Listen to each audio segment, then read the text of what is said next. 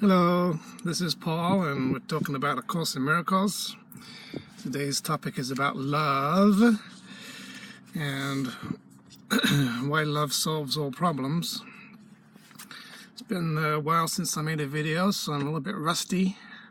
It's been a bit too hot to have come out and sit, so I was kind of inspired today, the idea of how love solves all problems. A sense of separation from God is the only problem you need correct. And that sounds very simple and fairly straightforward. If you think about how far-reaching that is, it's the only problem. So what does that make of all the other problems in the world, or even the world itself? The body, wars, sickness, people suffering, fear and disease, and your car breaking down, and problems with your plumbing, and bad weather, and arguments with your neighbors and your relatives. Every single problem. If a sense of separation from God is the only problem you need to correct, then all of these problems must be contained within that one problem. So all these other problems are separation from God in some way. They have to be made of, or a symptom of, the idea that I somehow am separate from love, and somehow don't have enough love. There's an absence of life, there's an absence of peace, there's an absence of miracles, and it's resulting in various forms and various states and conditions that show up as images and bodies and people having relationships and events in the world that are all made of and based on this idea that there's a lack of love somewhere. So metaphysically, it comes down to something very, very simple. If you're with God and you're in perfect love, you don't have any problems, and there's no needs. The Course says that the soul has not only been perfectly created, it's also been fully created, and there's no lack in it. So your soul is absolutely full of love and has no lack and no needs and no problems. When you try to put distance between you and love by erecting some kind of barrier, or making love go away, or putting up a block to awareness so that you're not aware that love is present, and you go into the darkness and into ego, doing that creates all problems. It creates the world. It creates the body. It is the foundation of every single problem we've ever had in the entire history of this universe. So it's a metaphysical thing. It's that as soon as you introduce even a slight amount of an idea of a lack of love, you enter into unlove, and unlove takes on many, many forms and many, many different, what seem to be very, very different kinds and types and forms of problems and errors, really all one problem. It's the absence of love. If you go back to love, and you reintroduce love, expose yourself to love, and repair the seeming gap between you and love, and you become one with that love again, and allow the love to be in you and through you, every single fucking problem in the whole world disappears. Love heals and shines away every possible problem that there could ever be. So Like, it's a simple example that you can experience is if, say, you have a whole bunch of questions and you're in doubt and you're worried about some issue and you haven't been able to find peace about it or whatever, and you think you have a need and you have this need to get this problem solved or this problem answered, something isn't right. If you go to God, you sort of say, okay, I'm not even going to try and solve this problem. I'm just going to commune with God for a while.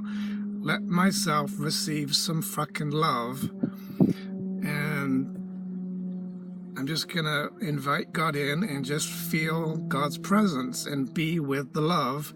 What happens to those worries and those fears and those questions?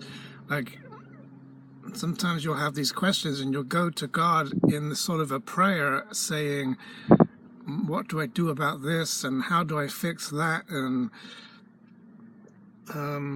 but what you find is, as you become exposed to the love, which all of the doubting and fearing and perception of a need to solve a problem is based on, the absence of love created a sense of, I'm doubting whether love is true, and I am not certain whether love is real, is laid the foundation for even perceiving that there was a problem.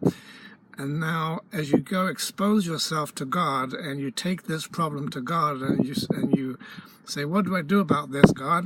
How can I fix this issue? You might find quite easily that it just disappears from your mind, because God is the light, and light shines away darkness. As you, just the mere act of getting closer to God erases the foundation that doubting and fearing and worrying and questioning was based on, and all your questions just disappear, and you don't even need to get those questions answered, because in the ego, a question is not really a question. It's an assertion that something's gone wrong and there's a lack of love and God isn't present. It isn't really asking, I really want to have this problem solved. How do I solve it? It's not really asking, what is wrong with this situation and what do I need to do to fix it? It is saying, something's wrong with this situation and I don't want it fixed. And here's a problem. I'm going to make this into a problem and see it as a problem so that it doesn't get fixed. And as Jesus says, the mere form of a question is not a question, and the ego is very good. When you get into fear, you get into doubt, and you start questioning freaking everything, and you don't have any certainty or any sense of answers. You're going away from the answer, because the answer is love. When you go away from love, you go into lack, and every single problem in the world feeds off that and comes from that sense of something's gone wrong and there's a problem and I don't know what to do and I'm confused and afraid and upset. And it's got nothing at all to do with the external problem or the circumstances or the people or the worries. None of that's the real problem. The real problem is that you've gone away from having no problems. You've gone away from love. In love, there is no problem. Let me recognize all my problems have been solved. In love, there is no need, there's no doubts, no lacks, no sickness, no death. Everything is perfect in love. So as soon as you go away from love, you introduce suffering. Every possible form of suffering, every sickness, every bodily problem, every war, conflict, is a side effect of rejecting love's presence.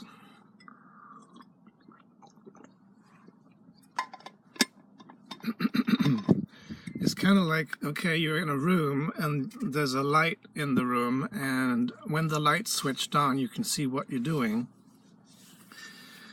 If you turn off the light, all of a sudden you've got a problem, because now you can't see and you bump into things and you don't know what to do and where to go. And so now you think, okay, I've got a problem, because I need to find a way to figure out where to go and what to do, and what am I touching and where is that object, and I can't see in the dark. And it creates the illusion that you've got needs and that there's problems to solve and things that you got to figure out, and that you're not happy and at peace. And so then you start looking outside of yourself. This is seek and do not find, where you believe to begin with that I do have a lack of love and the love's not in me, therefore I've got to go somewhere else and find something to restore the love other than where the love is inside myself. And you start looking elsewhere for solutions to problems outside of what the problem really is, and looking for love, which is the answer, anywhere other than within yourself where the love is. And the real solution to those problems would be switch the damn light bulb back on so you can see what you're doing. Get back to the love, let the love shine, and the love fixes the problem. Instead of, okay, I've got to hunt around for the flashlight and I've got to go find some candles and find an alternative way to seem to solve the problem without really solving it. And if you want that problem to go, you just switch the light switch back on and the room is lit and you can see what to do, and you don't even need to go find an alternative answer. So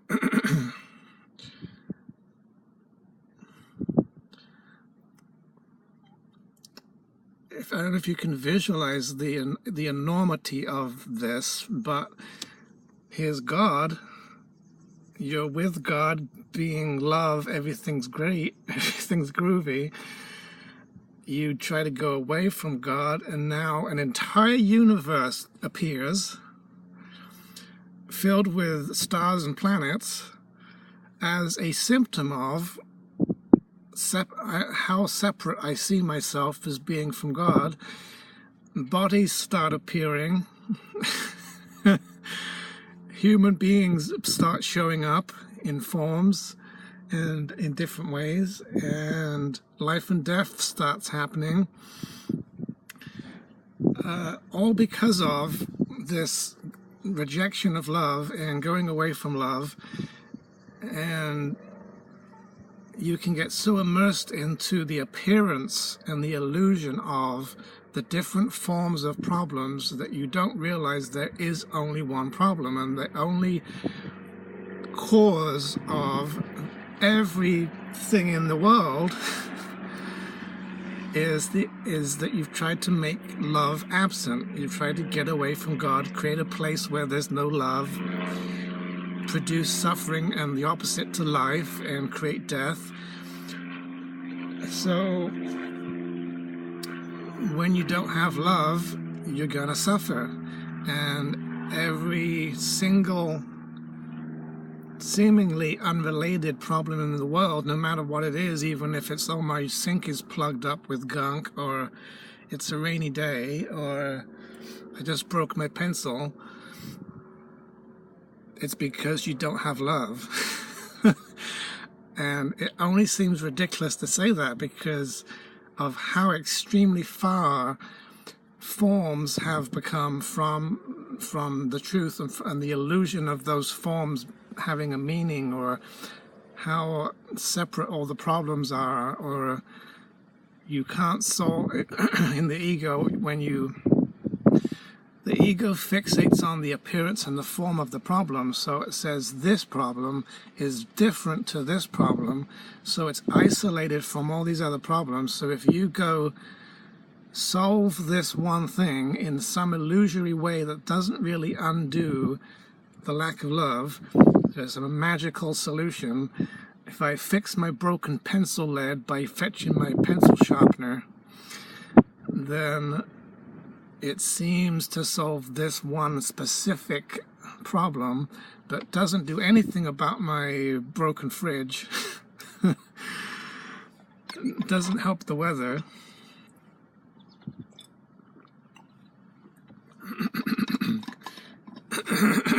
Because this is how the ego makes sure that when you solve a problem, nothing gets better, except for this one little area where you made an illusion of a change. Everything else stays fucked. And then you've got plenty of other problems that have to be solved, and there's a never-ending stream of them, because they all seem to be separate and unrelated, and it doesn't seem like there's one issue. So you go looking for a very, very specific tool to fix your kitchen sink that doesn't work with your toilet, and you're completely limited. So you've got these very limited answers coming from the ego, telling you if you just do this, everything's going to get better, and then you do it.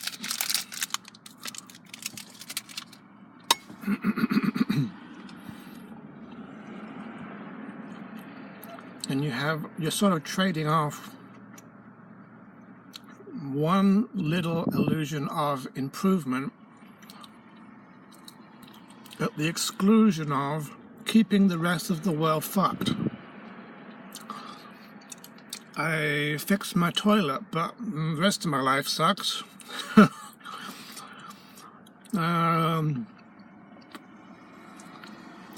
I brought an umbrella in order to not get wet when it rains, but oh well, I'm dying.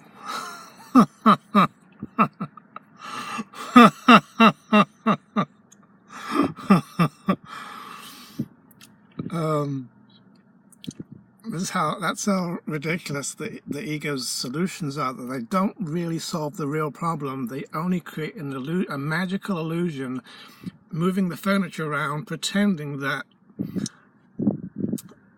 the appearance of a change is addressing the problem, but the problem isn't the appearance of the problem. The problem is a lack of love, a lack of God's presence, that is manifesting as forms of separation. And the body, the human body, is a projection from your mind, resulting from you trying not to be love, trying to withdraw love from other people, trying to withdraw love from God, trying to isolate yourself away from love and hide in form and create an appearance of being different and small and isolated, in order to prove that love is not here, and to make a space and a gap where love has been absent, that comes between children of God and keeps them separate from each other and condemns them to death. So basically, having a body is an attempt to destroy the Son of God. It's trying to destroy love, trying to come between love and itself, between God and his children, between cause and effect, and that produces sickness. The Course says if you arrest the extension of the mind, you emphasize separation and induce illness. So your mind is supposed to be expressing the most profound, unlimited, unconditional love, huge love, everywhere all the time. And when it is held back by blocking love's expression, which is miraculous and produces life and raises the dead, you stifle the love and contract it and try to hold on to it and stop it from going out. withholds it from others, withholds it from yourself, you lose the love as well as other people losing the love. And now you've got a lack of love. Love is life, and it contains the miraculous ability to create life. And I don't mean bodies, I mean spirit. And by withdrawing it and trapping it and not letting it out and not letting it flow and express, you go into a lack state, a lack of love, and lack of love is a lack of the presence of life, and that contains attack. It attacks the body starts becoming ill and forms of sickness, and in the extreme, the picture of what is it like not to have any life at all is the same thing as what is it like not to love at all, produces death of the body. Now, if death of the body comes from the absence of love, and death of the body is a symptom of God not being present and life being blocked and withholding the extension of love and not joining minds with others and attempting to isolate yourself and identifying with the body form as if it's who you are, forgetting that you're made of love, that state of a lack of love and a lack of life and a lack of health produces death, and it's the only way to get to death. It's the only pathway to death is the suppression of life. So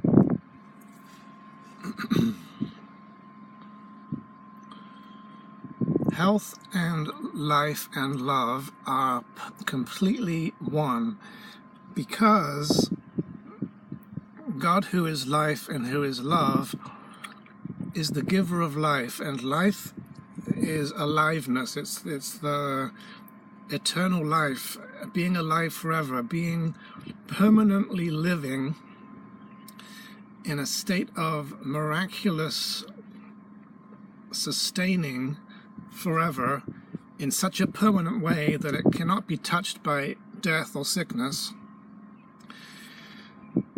So if you really have life, and the life is so strong that it cannot be reduced, there cannot be a lack of life or a lack of love, that life is so perpetual that it's eternal, and there's no lack of it, and it doesn't diminish, and it cannot be attacked, and it cannot therefore produce or result in sickness or a lack of health, because health literally is life. If you've got enough life, death cannot affect you. If you've got enough life, your body's going to be showing up as very, very alive, so you cannot get to death. You are protected by the life of God, and the living nature of love makes it impossible for sickness to take hold. And as the Course says, atonement can be said to cure, because in atonement you are accepting that there is only life, only love is real, there is no death, and therefore you are choosing and accepting to be so permanently alive that you cannot become sick again. So every form of sickness, whether it's mental illness or mental sickness or expressing as the body in a certain form, or some disease or a broken arm or the body dying, must mean there's a lack of love somewhere. Which is a perfect segue into my next quote.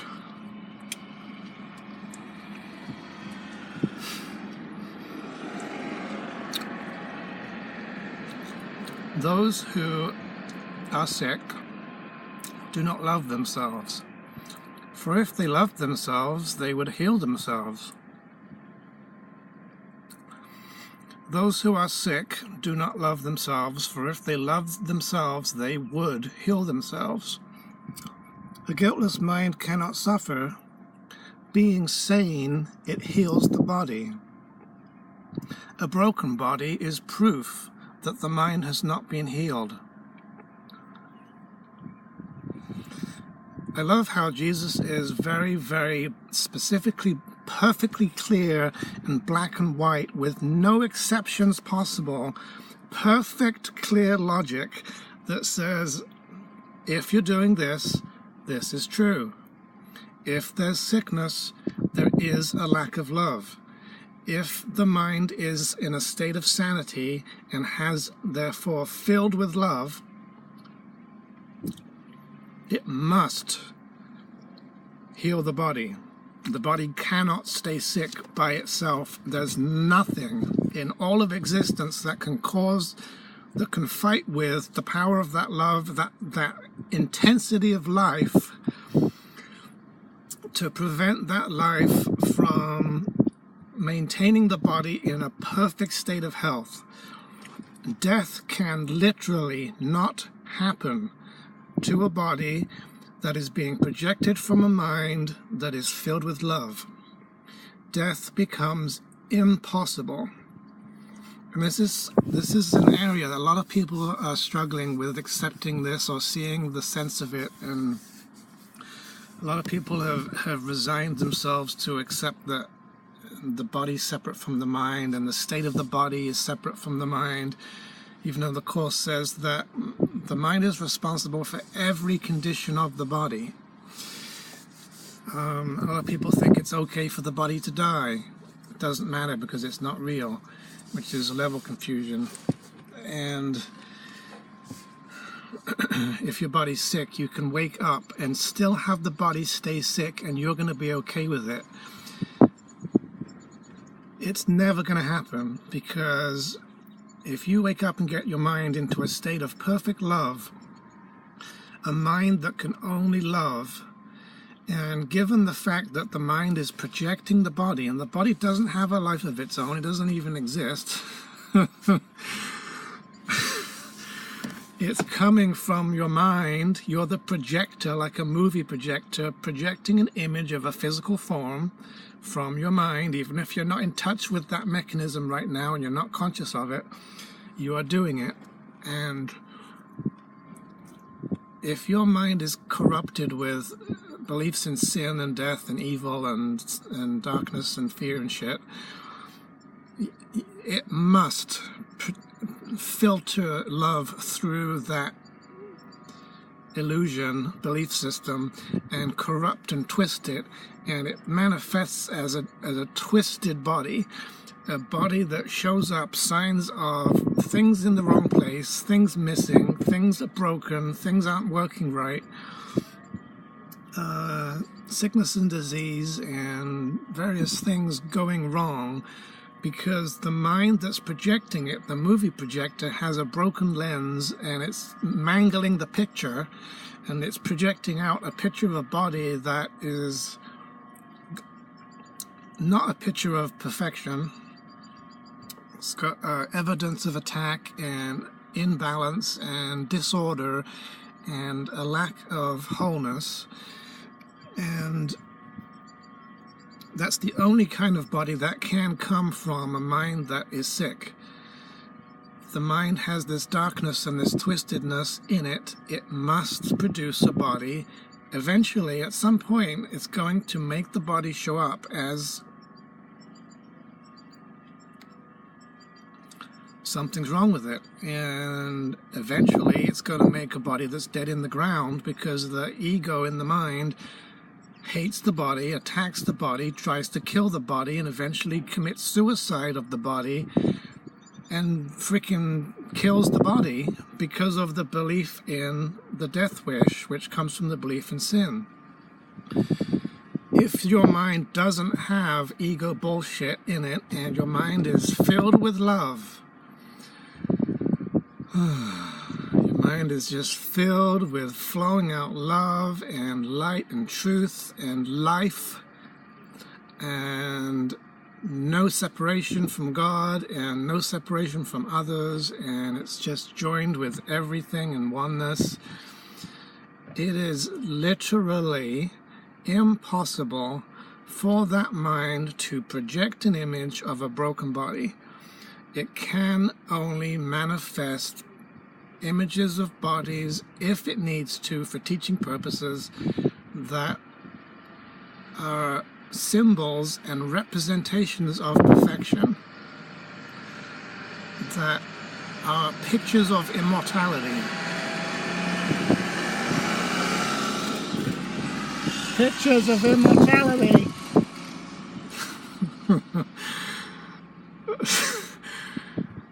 Even if the body's not real and it is just an image in the mind, it's just imagined, your state of mind determines what kind of image shows up. And a state of mind that is filled with life will project a living body. A state of mind that's filled with belief in death will produce and project an image of a dead body. So in terms of bodies and states of bodies, are they dead? Are they sick? Are they alive? It corresponds to the health of your mind at all times. And a lot of people don't want to seem to... this is so logically sound and simple. Healthy mind, healthy body. Sick mind, sick body. Mind that believes in death and death wish and sin and ego, dead body. Mind that believes in eternal life and is experiencing the atonement and filled with God's love and life-giving force, cannot be killed, cannot become sick, does not show sickness and death to anyone, and is a symbol and a representation of innocence and invulnerability and holiness and purity and the absence of all forms of attack.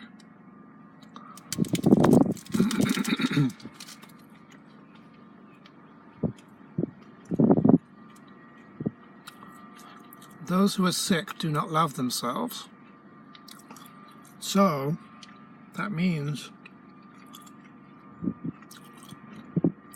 the absence of love, the absence of God's presence, or the awareness of it, or the allowing of it, the receiving of it, which you get in the atonement, you receive love,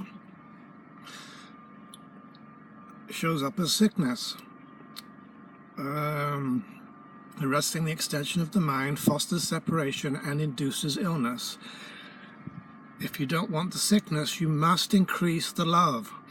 If you want to be healed and be free of sickness and suffering and every problem possible, you need more love. So sometimes it's tempting to, when you've got issues and problems, to really focus in on the form of the appearance of the problem and really obsess over the reality of it and the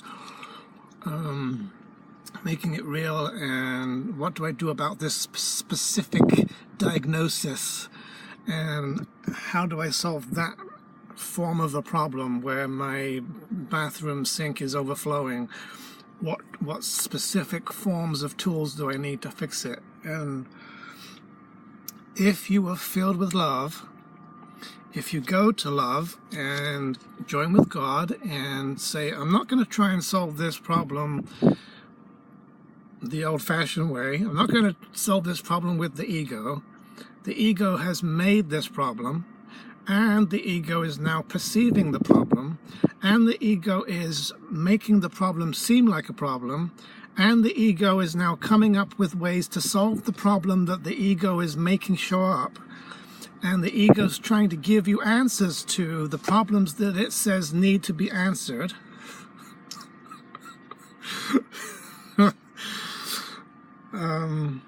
Instead of doing that, what if you just pause for a moment and go to love?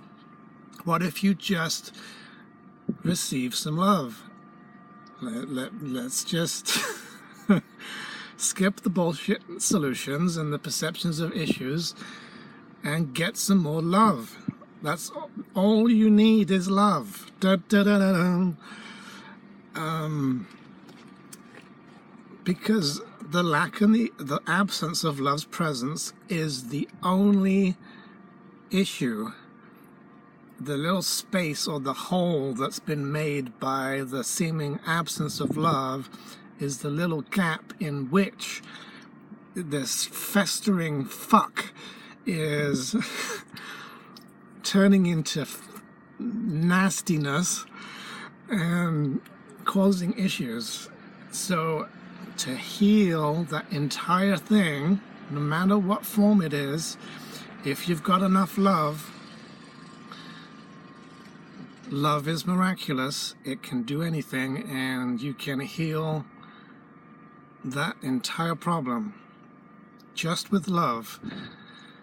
Now, you got to have a lot of love to be able to do that, because in order to be miracle-minded enough, you have to have a lot of love coming out, and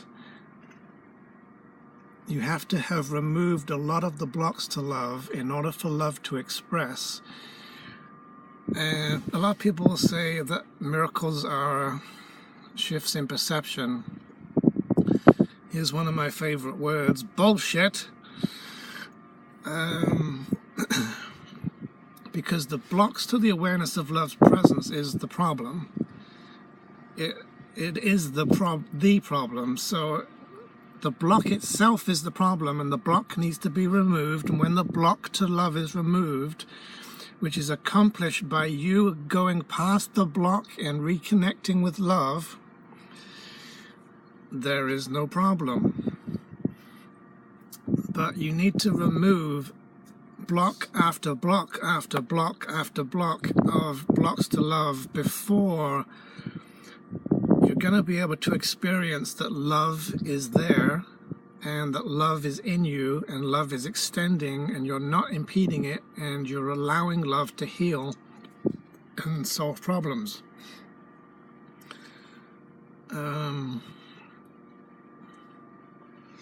So these shifts in perception, you need a lot of shifts in perception before you're even going to get close to being genuinely very loving. I've been doing the course for, 20 years or something. I am certainly more loving than I ever used to be, but I know that I am not as loving as I could be. And in spite of the huge shifts in perception and the healing and the releasing that I've done, which has been absolutely massive and definitely beneficial and steps towards love, I still am not unconditionally loving enough to produce instant miracles. And Jesus was very, very, very loving. And we're not talking about just a little bit of affection or love my pets, special love. The love that you have for a loved one is a lot of love, but it's still not full love.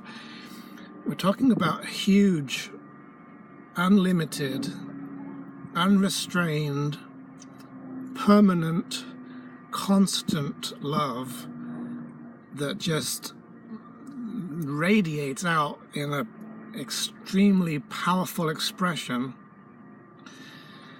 And the presence of that love undoes every problem and every sickness. It has life-giving power in it. It contains life.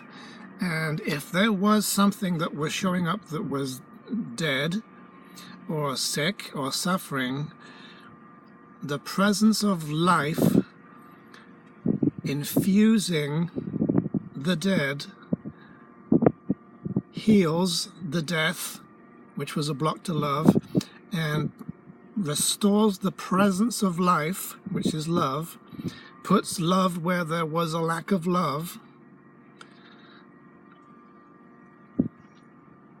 Miracles supply a lack. Miracles are given by those who temporarily have more for those who temporarily have less. If you've got more love and you give it to someone who has less love, you supply a lack. You fill the absence of the love, which is producing side effects and all the side effects will heal and disappear, because the only problem is the lack of love. So now when the lack of love is addressed, and you fill the need for love, which is the only need, it is miraculous. It reverses death. It raises the dead and heals the sick. And this is part of A Course in Miracles. Jesus is telling us you are supposed to become so filled with love and faith, so certain and absent from fear. Love without fear is all that's needed, that you can raise the dead. Miracles come from a state of love. They are the love, because they are the life-giving force of love. Miracles fall like drops of healing rain on the dry and dusty world, where the starved and thirsty creatures come to die, and all around the signs of life spring up. It is not just an analogy or a pretty piece of poetry. It's what happens when you love. Things that were forms of the absence of love, dead bodies, dead trees, war zones with people screaming in pain, broken limbs, missing organs, birth defects, disabilities, brain damage, heart attacks, heart disease, cancer, radiation poisoning. Everything that you think could not be reversed and that seems permanent and is an attempt to demonstrate that sin is real and cannot be undone, including death, is only a symptom of not enough love. It's only the temporary illusion that love is absent, that life has become absent in this one thing, and it's trying to demonstrate and prove there's no life here. If you supply life to that which is absent of life, it comes back to life.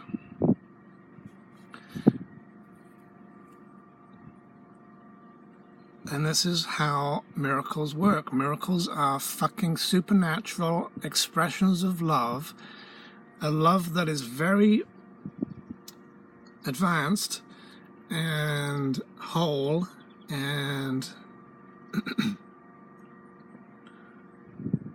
has no lack and fear in it. That's the state of miracle-mindedness and miracle readiness, where miracles come from. Jesus says miracles are born in the holy instant.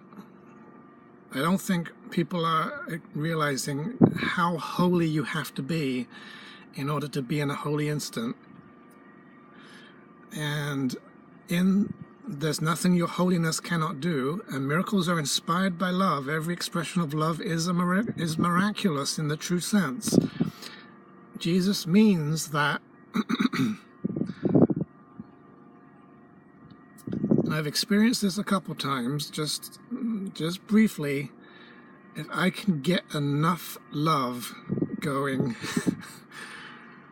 Holy Spirit said to me one time when I was struggling and trying to do a miracle, and I was praying and trying to send love and light and stuff, and I got into a pretty loving state and felt love, and he got really excited and said, that's all you need.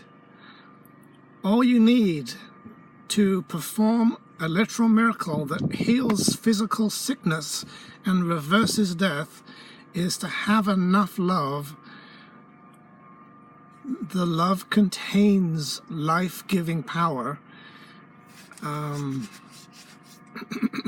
you think about God is life, and God is so only life, and A Course in Miracles is about being only focused on life, not death. Jesus says if you want to be like him, you have to teach only life. This is a course in living, not a course in being dead and having dead bodies show up. And God is so alive that what he expresses in love is given life always and stays alive forever. And it's so perfectly whole in its livingness that it cannot lack or diminish in any way or become or get to states of lack and suffering.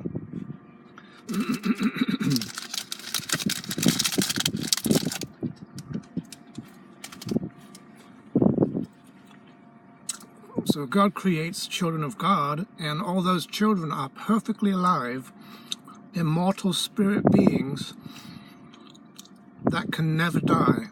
And they can never die because what they're made of is literally life itself. They're made of love. Love and life are the same thing. There's no life outside of heaven. Heaven's made of love. When there's enough love, death is literally impossible.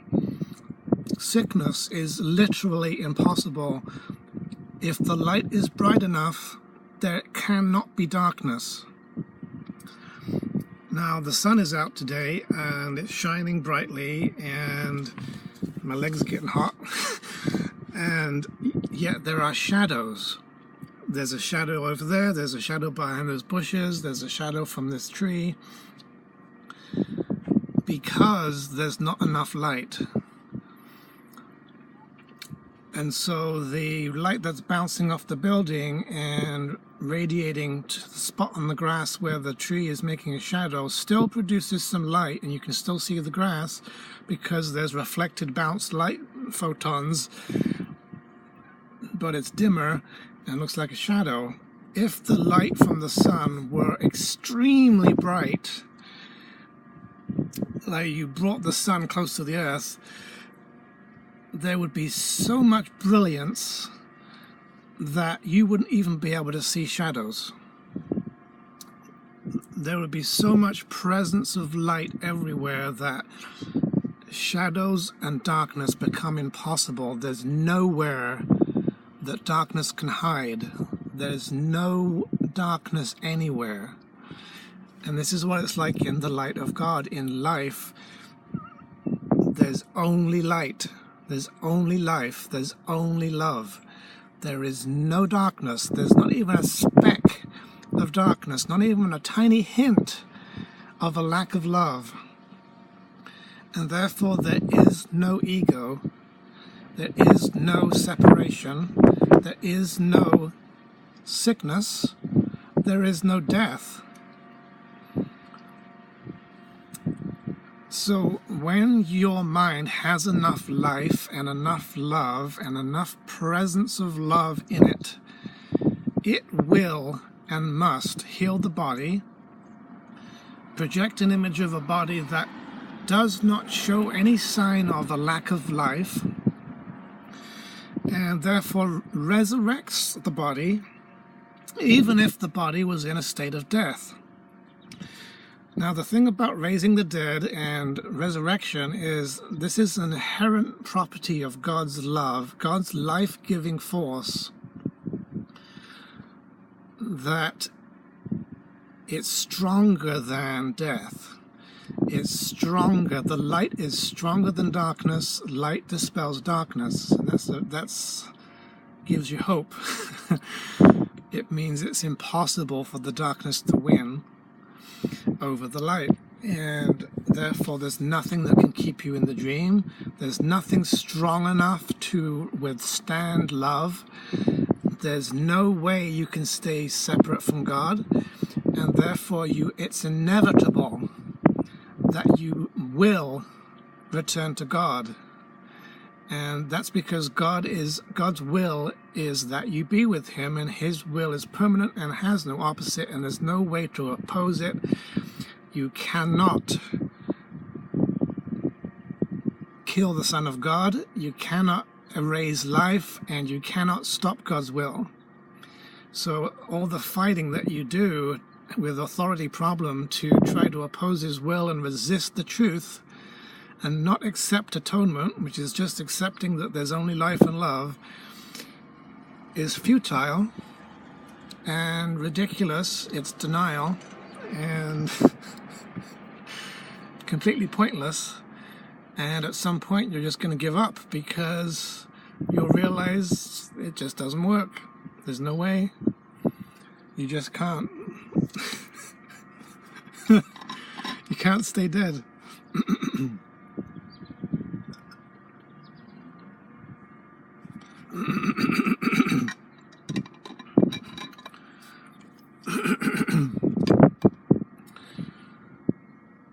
So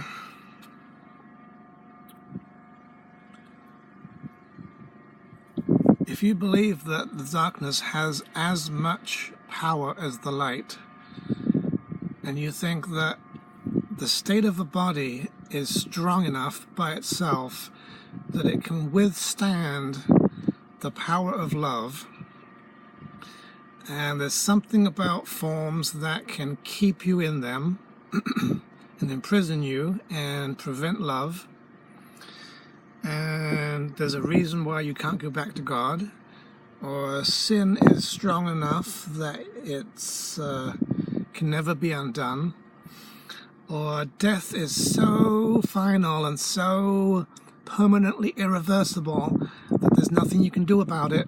Bullshit, bullshit, bullshit, bullshit, because love is stronger than fear, and life has this property that death doesn't have. Life increases, life gives and extends itself and is shared. Death is the idea of not sharing. So death cannot increase itself and it cannot share itself. So when life comes along, it just overpowers the death, shares with the thing that was lacking love, gives love to the thing that didn't have enough life force, and the result of that is a transformation where the death cannot resist the power of love. It simply has to obey the authority of Christ and return, and like the form, which is the expression from the mind, because the mind is getting healed, the love, the increase in love in the mind and the presence of love in the mind automatically changes the projection coming from the mind, and now the mind is going from I'm going to project hatred and death and suffering to I'm going to project life and joy and happiness and health. And therefore the image, the body form image, transforms its appearance, which is an illusion, from states of decay and death and whatever back to an image of perfection and a symbolic representation of as much as a body could possibly symbolize perfect love, perfect health, perfect happiness, the complete absence of pain and sickness, and no sign of attack and no evidence of attack by your brother. Sick bodies are accusers, and they try to accuse your brother of causing the sickness. That's part of the reason why you make yourself sick. It's an attack on others.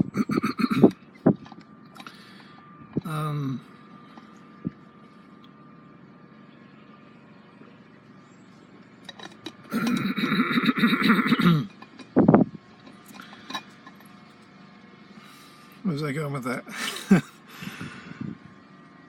The image in the form of the body, which is just an image, shifts, and the forms of decay and sickness and attack disappear, and life reappears. All around the signs of life spring up, and the body appears to come back to life. There's a good book called forget what the exact title is. It's like the saints who raised the dead. Has accounts of over 400 raisings of the dead by various saints, and including some from Jesus, and stories that would boggle your mind, where you would think something is so far gone and so beyond repair and so completely past the point of no return. There's just no way anybody can restore it back to its former glory. It's not true.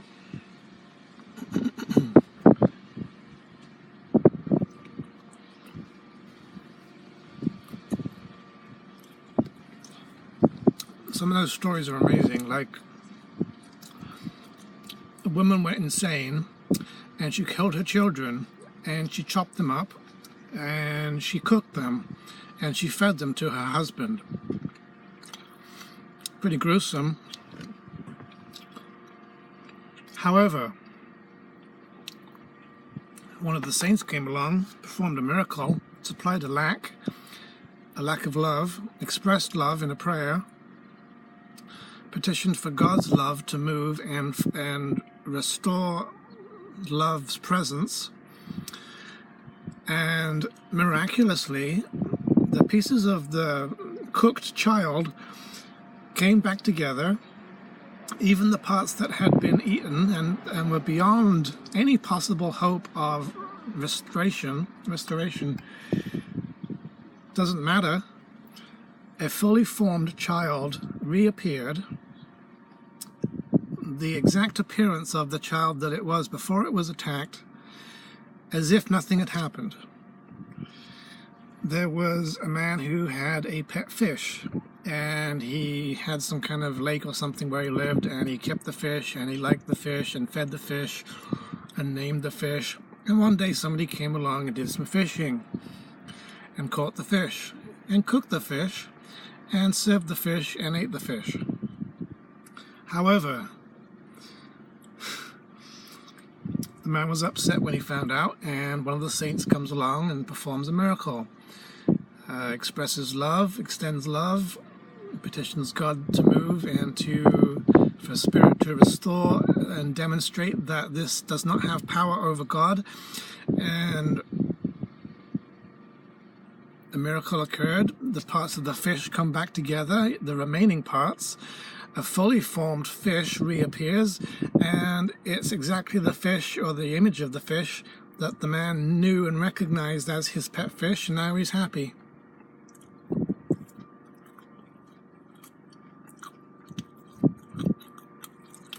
Let's make one up. Another planet comes along and smashes into the Earth, causing an extraordinary cataclysmic event. The Earth explodes and splits apart, and everybody's dead. And that wasn't supposed to be an evil laugh.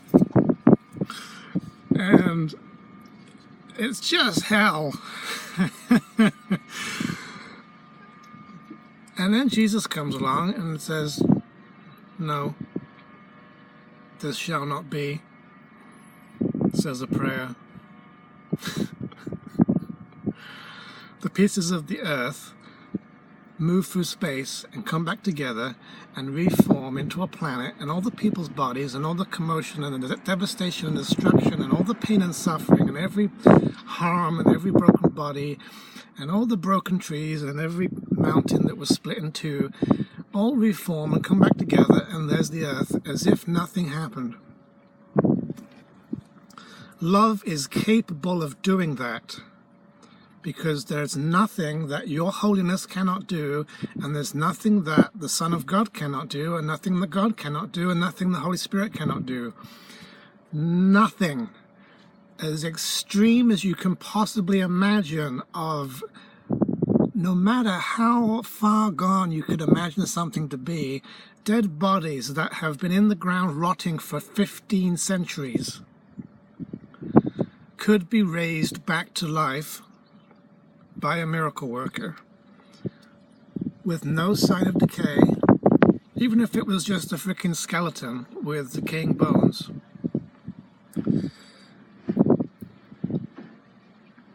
That is the kind of thing that the power of the mind is capable of. This is a course in miracles. It's a course in the ability to do anything. It is a course in love. It is a course in expressions of life-giving power, life-giving force that has no limits of any kind. There is no order of difficulty in miracles. A miracle could create a universe. A miracle could destroy a universe, if that was for some reason. I don't know why.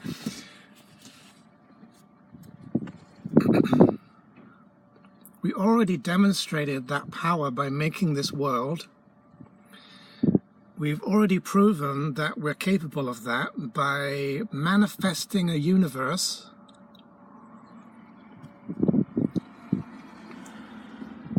If you believe that there's order of difficulty in miracles, and everybody believes this, and I do too, you know, you believe like, I can't bend metal with my bare hands, that's too difficult. I can't raise somebody from the dead because they're too far dead and there's nothing I can do about it. Or there's a burning building, I cannot make the fire stop. It's too difficult. 100 people were shot dead by some stupid idiot with a gun. There's no way that any of those families can be consoled because all the people are dead. What can you do about it? A miracle could solve that.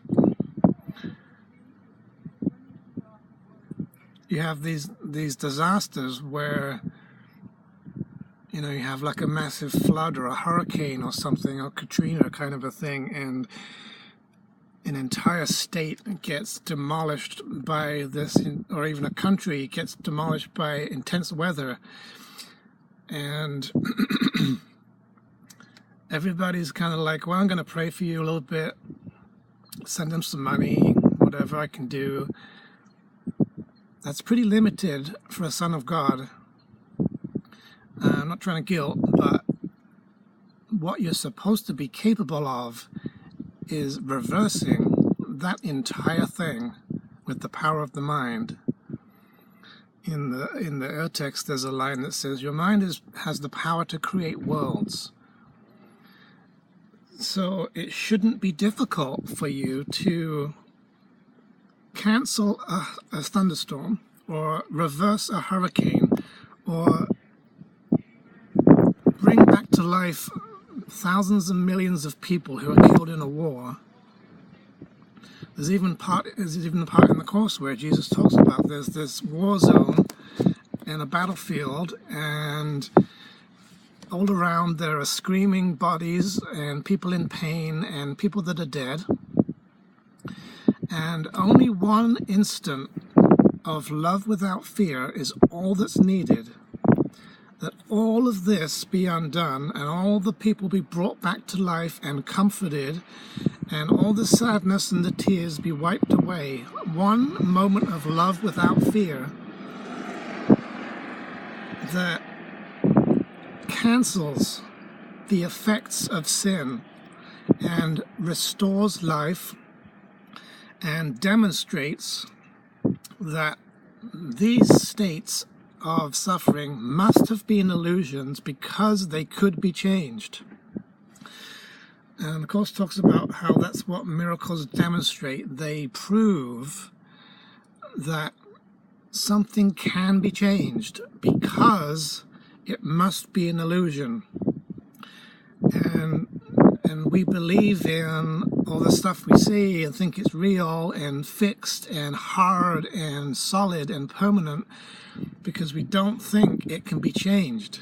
And so we just accept it. Well, I see over here, maybe you can see behind me, there's a set of garages made of bricks and wood. It seems very solid, can't be changed, right? So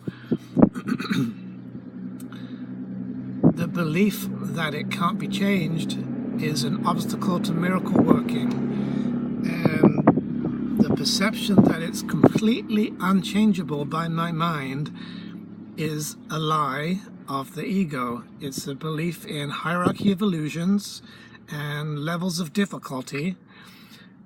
My mind should and can, even though I'm not able to do it now, should be able to manipulate that image of a garage and turn it into a bag of marshmallows. I should be able to take a car that's over there and turn it into a flock of doves. I should be able to take this tree and convert it into a snake. And in the Bible there's a story about how Jesus takes this stick, piece of wood, and turns it into a snake, and the snake's moving around, and then he turns it back into a stick again, and he walks on water defying gravity, and he multiplies pieces of food in an extraordinary way to feed thousands of people out of nowhere. Things that you don't think are possible, that are possible. There is nothing God cannot do. And there's nothing that a miracle worker cannot do. If you're really getting to being a miracle worker, you can and will get to a point where you are unlimited and there's nothing you cannot do. So that's a very different way of perceiving the world, where you don't take things for granted and say, well, I have to walk around the building because I can't go through it. Got to take an airplane because I can't walk on water. Got to feed the body, otherwise it'll die. If you can turn a tree into a snake and turn it back into a tree again, this whole ego idea of hierarchies of illusions and forms of problems that are different, and this thing is harder than that thing to change.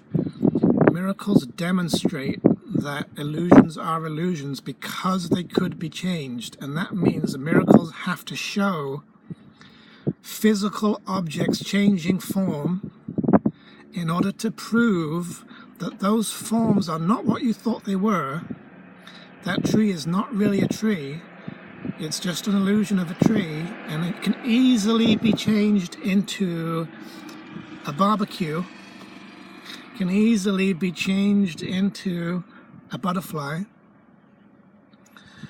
And if you did that, it would prove you would no longer be able to think, well, I think that really was a tree. That really was a solid object. How did that happen? You would be educated. Miracles are teaching devices. You'd be educated by this demonstration, which is not a spectacle, that it's not really a tree, is it? If it can be easily changed into a butterfly and changed back into a fish and changed into a milkshake, sounds good. You no longer would be able to as strongly believe in the fixed, imprisoning nature of matter. Your mind would transcend the hierarchy of illusions. If that is the same thing as this, and they're not different, it demonstrates that both of them are illusions, and your mind shifts to a whole different level.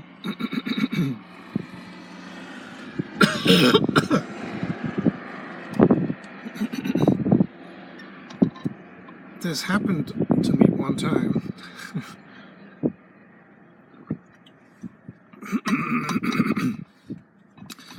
I burned my hand with some hot water, started getting red and sore, and I was really pissed and mad that I was going to have to suffer with a burn for weeks to come. The Holy Spirit says you don't have to suffer.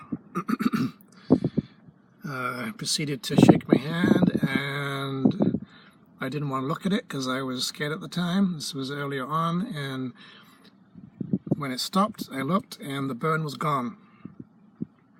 No burn, no side effects, didn't linger, didn't stay, no redness. All the bright redness disappeared. And in that moment that I looked at that, my mind did something that it's never done. And it's hard to describe, but it's like, just for a moment,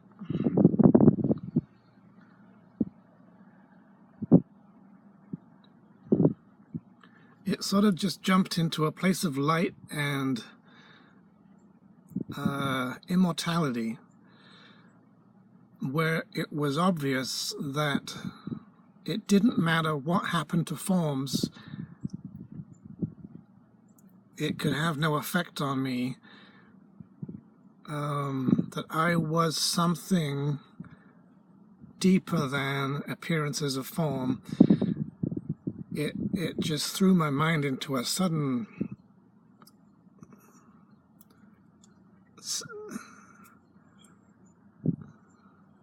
true perception, maybe, and it was extremely educational.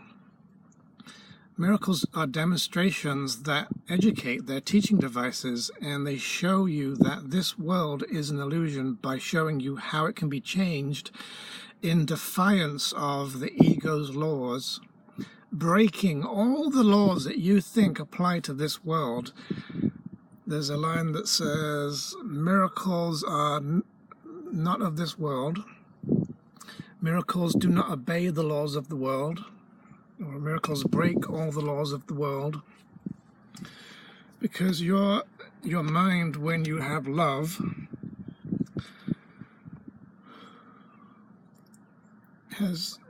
has dominion and power over every illusion of lack of love, which is forms, bodies, sicknesses, deaths, physical objects, obstructions, brick walls. There's no laws of physics, which is bullshit, that has power to stop the mind from changing the rules and defying the laws and showing that these laws are fake. These are the ego's laws that it made up based on lack and separation. They're not founded on the deepest possible level of reality. They're founded on a level of illusion that covers over the deepest level of reality. And if you get in touch with the deepest level, love, it overrides everything that the ego made, which is why there's nothing that miracles cannot do. You can literally move mountains.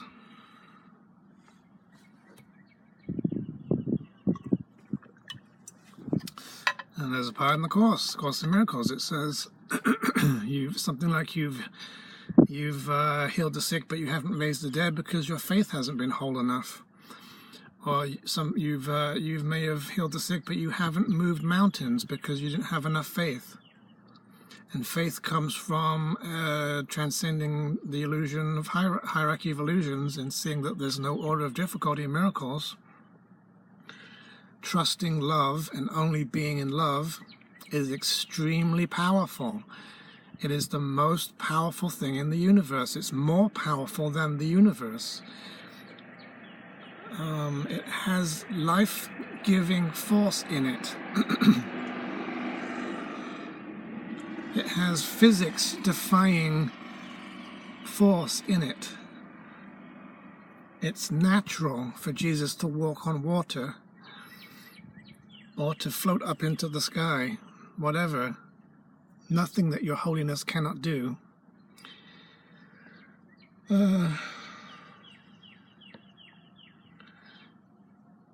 So it's all about the love.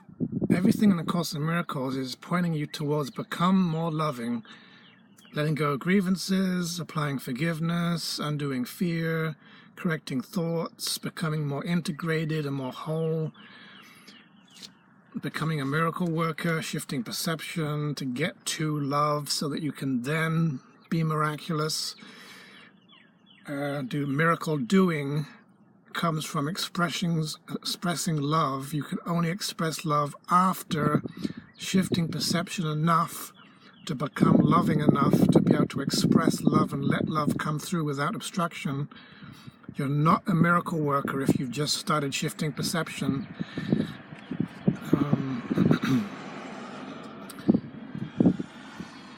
Everything in the Course, everything Jesus teaches, is all glued together by love. Love is the final answer. It's the one thing you need. It's the state of being that you want to get to. It's the way that you want to be. It's the way you want to express. Teach only love, for that is what you are. It is how you access atonement. It is your natural state, and in your natural state of love that you are unlimited. There's nothing that you can't do. This is a course in undoing the blocks to the awareness of love's presence so that you can be filled with love and be a miracle worker who can do anything. Heal the sick, raise the dead, reverse wars, repair broken planets, whatever the fuck it is. Anything. No difficulty. A course in miracles, not a course in I'm going to do a little piece of thinking and change how I look at this little thing with some perceptual change so that I can call that a miracle. You become more miraculous by shifting perception, but you need to become sufficiently miraculous before you're going to see things like raising the dead and moving mountains. Jesus says you need to practice miracle working and develop the ability. So it's not, you don't have to be perfect love to express a miracle, but you do need some. You need to have made some significant progress, and then you're going to start seeing small miracles, and then later on you'll see bigger ones.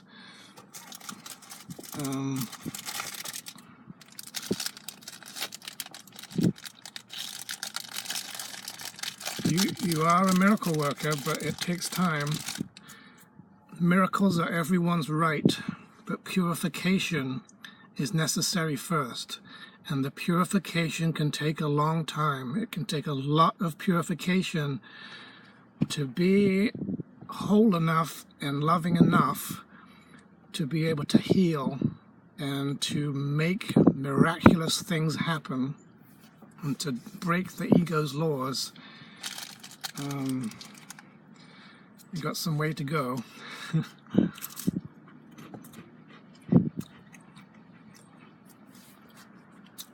So it's all about the love.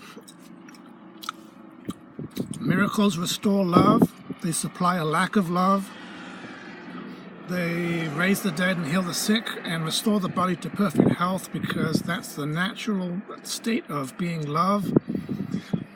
In love, when you're in a state of love, you cannot be sick and you cannot die, and the body cannot be sick and the body cannot die. And the only way to get rid of the body without making it dead is to love it so much that it disappears. You shine it away, because it is part of the era of separation. You shine past the body is erased by light, it becomes transparent and it disappears. That's how Jesus reached the atonement. That's how you resurrect. The body first of all goes back from death back to life, and then it disappears, and all that remains is spirit, the Son of God being as you are. And that means death is not part of ascension. Death is not part of waking up. Sickness cannot be kept if you want to be awake. It's a defense against the truth always. You cannot have defenses against the truth if you want to be healthy, and if you cannot be healthy unless you're in love. If you're in love, you will only be healthy, and it makes it impossible for the body to die. It makes it impossible for sickness to occur, and it makes it impossible eventually for the body to show up at all. The body cannot contain you who are love. And bam, you're back in reality with God in heaven as pure, unconditional love, permanent, eternal life. You finally have accepted the atonement, and now you're in love, being love, just like Jesus. Unlimited power, unlimited potential, nothing you cannot do. You're so able to give love that you can create life from your very being, and you enjoy and love to do so because that's the joy that God shared with you, and He just wants you to create with Him and create life with Him. This is a course in life, and God loves you. Love is all there is. Love is the only truth. It's the only reality. It's the only power. It's the only state of being that you can really be in. If you try not to be in it, you will stop existing, and that turns into death. You don't want that. It's not very pleasant. You cannot have the body be dead and you be happy and alive and free from suffering. Guiltless mind cannot suffer, and being sane, it heals the body and brings the body back to a state of health, because if you have a picture of death, a picture of crucifixion, or a picture of sickness that you're showing to others, you're teaching them with this image that they have been accused of causing you to suffer. They put effects in your body.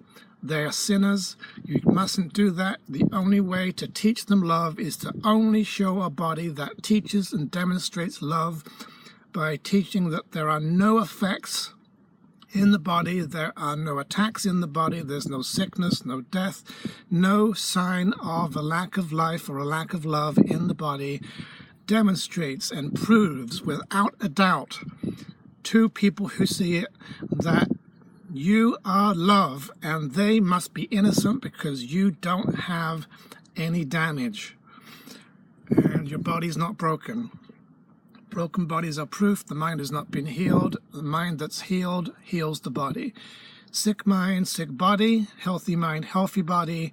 You want to be going towards love, and everything else just takes care of itself. Love is all you need.